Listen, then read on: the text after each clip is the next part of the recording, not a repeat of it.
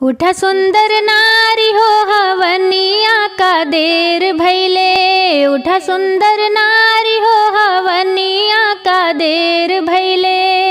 हवन के धुन सुनी ब्रह्मा जी आए। ब्रह्मा जी आए राम ब्रह्मा जी आए।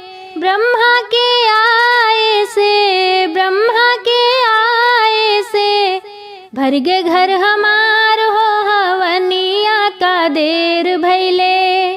उठा सुंदर नारी हो हवनिया का देर भैले।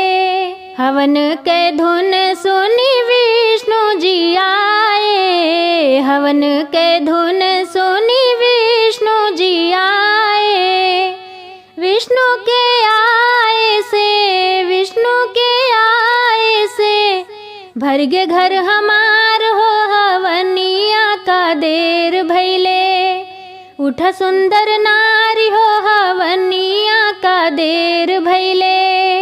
हवन के धुन सुन शंकर जी आए। हवन के धुन सुन शंकर जी आए।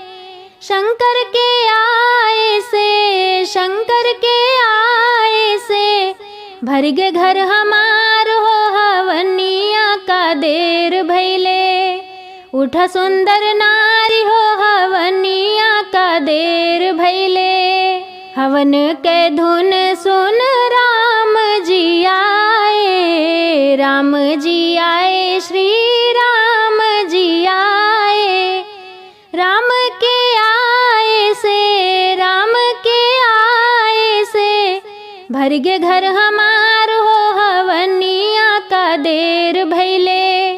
उठा सुंदर नारी हो हवनिया का देर भैले। हवन के धुन सुनी कृष्ण जी आए। हवन के धुन सुनी कृष्ण जी आए। कृष्ण के आए से कृष्ण के आए से भर गे घर हमार हो हवनिया का देर भैले। उठा सुंदर नारी हो हवनिया का देर भैले। उठा सुंदर नारी हो हवनिया का देर भैले।